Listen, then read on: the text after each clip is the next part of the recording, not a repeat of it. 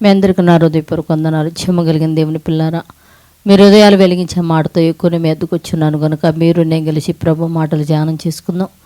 రాత్రి కాలం నుంచి మిమ్మల్ని, మీ కుటుంబాన్ని, మమ్మల్ని సంఘానికి జ్ఞాపకం చేసుకొని మనందరి ఎడల దేవుడు చేసిన ప్రతి మేలుకి ఉపకారమునకై మన ప్రభు మన రక్షకుడు యేసుక్రీస్తు వారి నామములో శిరస్సు వంచి వందనాలు స్తుతులు తెలియచేసుకుంటూ, జమ్మగలిగిన దేవుని పిల్లారా, ఈ దినం దేవుడు మనకి ఏ మాటలైతే ఆహారంగా నియమించాడో ఆ మాటలు మనం ధ్యానం చేసుకోబోయే ముందు చిన్న చరణం పాడుకొని వాక్యాన్ని మనం ధ్యానం చేసుకుందాం.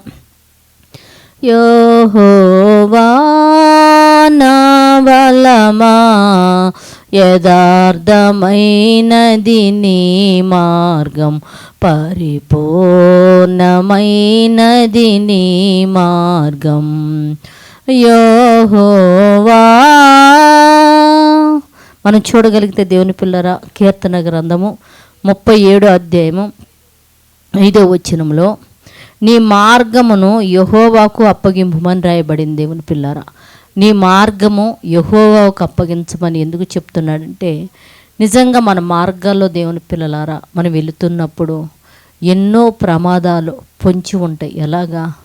పులుల్లాంటి, అంటే మనుషులు ఉన్నారు, మనుషులే అని మనం అనుకుంటాం, కానీ భయంకరమైన మృగాల కంటే భయంకరమైన వారు ప్రపంచంలో మనుషుల మధ్యనే నివసిస్తున్నారని చెప్పుకోవడంలో సందేహం లేదు. దేవుని పిల్లరా, అలాంటి వారిలో మనము కలిసి వెళుతున్నప్పుడు నీ మార్గాలు యెహోవాకు అప్పగించు అని చెప్తున్నంటే, ఆయనకు అప్పగించినప్పుడు దేవుని పిల్లరా, ఈ భయంకరమైన ఈ మృగాలు, అంటే మనుషులు లాంటి మృగాల నుంచి, తోడేళ్ళు లాంటి వాళ్ళ నుంచి, కుక్కల లాంటి వారి నుంచి మనల్ని కాపాడి దేవుడు సజీవమైన మార్గంలో నడిపించగలడు. అందుకనే ఆయన మార్గంలో బలమైన, ఆయన మార్గంలో దేవుని పిల్లారా ఆయన కంచిగా కోటగా వేసి మనల్ని చల్లగా కాపాడతాడు. కనుక మన మార్గాలన్నీ కూడా యెహోవాకి అప్పగించే వారిగా మనం ఉండాలని ప్రార్థన చేసుకుందాం.